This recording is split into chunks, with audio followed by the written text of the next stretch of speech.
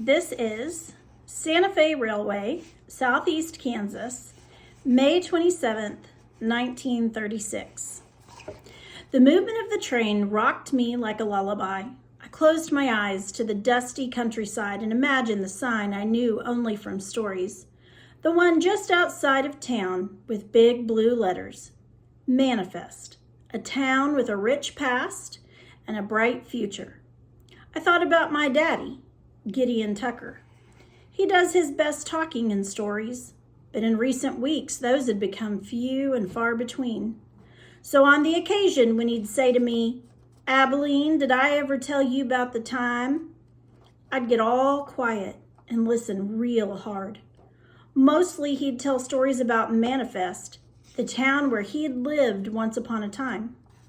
His words drew pictures of brightly painted storefronts and bustling townsfolk. We highlighted this sentence because words can't actually draw pictures, so that's an example of personification. Hearing Gideon tell about it was like sucking on butterscotch. Comparing two things using like or as, highlight that one. I think you're going to have a question that's going to ask you to find a simile and comparing Gideon's stories to sucking on butterscotch. So highlight it. Smooth and sweet. And when he'd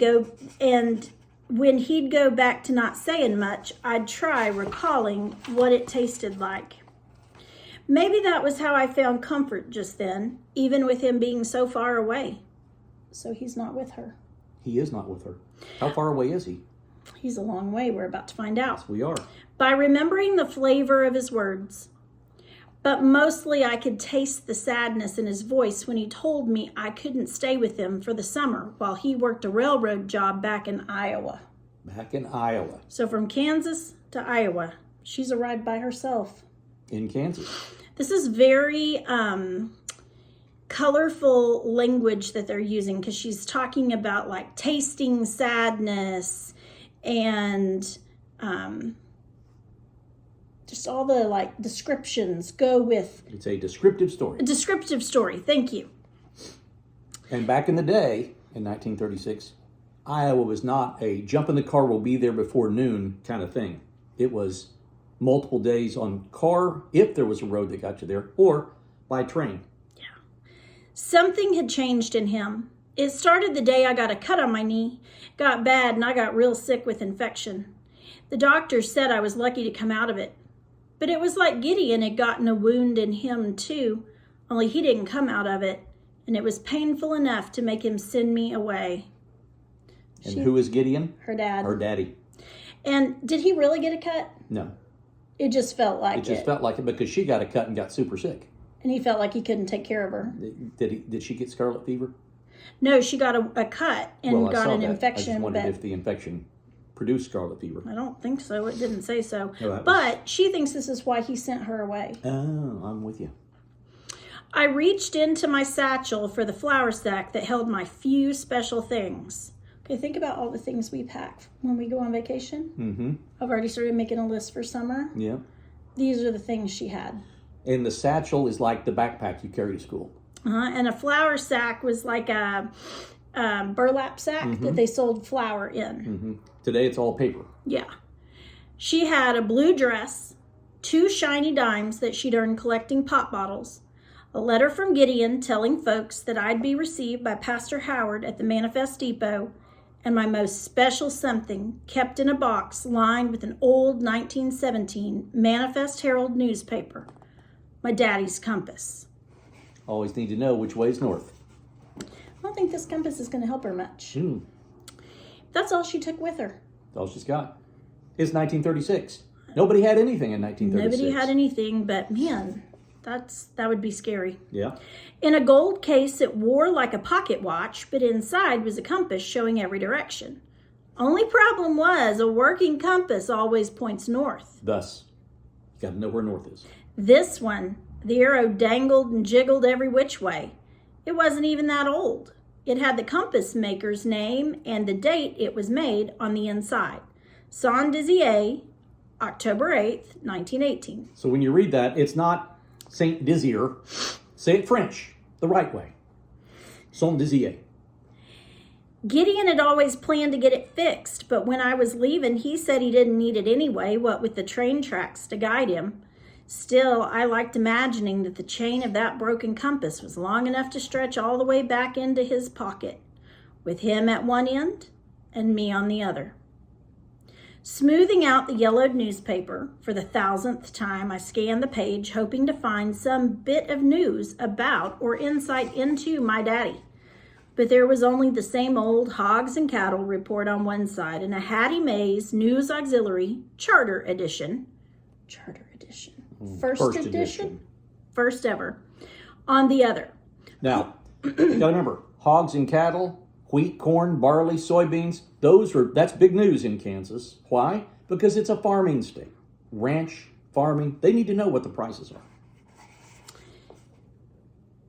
Plus a couple of advertisements for Liberty Bonds and Billy Bump's hair tonic. Billy Bump.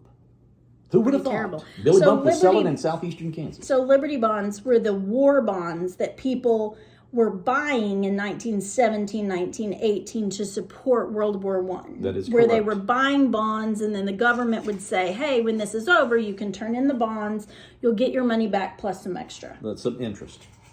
Yeah, some extra. Some extra. All right. I didn't know anything about Hattie Mae Harper except what she wrote in her article, but I figured her newspaper column had protected Gideon's compass for some time, and for that I felt a sense of gratitude. I carefully placed the newspaper back in the box and stored the box in the satchel, but held on to the compass. I guess I just needed to hold on to something. The conductor came into the car. Manifest, next stop. Should have let you do that. Manifest! Next stop, manifest! The 7:45 evening train was going to be right on time. Conductors only gave a few minutes' notice, so I had to hurry. I shoved the compass into the side pocket of the satchel, then made my way to the back of the last car. Being a paying customer this time, with a full-fledged ticket, she didn't normally have a ticket. How come? She was a stowaway. Oh, she was yeah. riding the rails, Hobo. hopping on and hopping off. Hobo. Yeah. But this time she had a full-fledged ticket, so she didn't have to jump off. And I knew that the preacher would be waiting for me. But as anyone worth his salt knows, it's best to get a look at a place before it gets a look at you. I'd worn my overalls just for the occasion. Besides, it wouldn't be dark for another hour, so I'd have time to find my way around. So it's best to get a look at a place before it gets a look at you, is like she wants to go scope it out before the people are there to greet her. Mm-hmm. Okay. At the last car, I waited, listening the way I'd been taught. Wait till the clack of the train wheels slows to the rhythm of your heartbeat. The trouble is, my heart speeds up when I'm looking at the ground rushing by. Finally, I saw a grassy spot and jumped. The ground came quick and hard, but I landed and rolled as the train lumbered on without a thank you or goodbye. Don't try that at home. No. Another personification. A train can't say thank you or goodbye. No, it cannot. What does it say? As I stood and brushed myself off, there was the sign not 5 feet in front of me.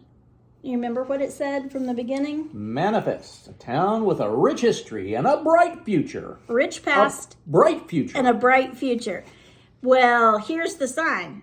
It was so weathered there was hardly a chip of blue paint to be found, and it looked to have been shot up so bad most of the words were gone.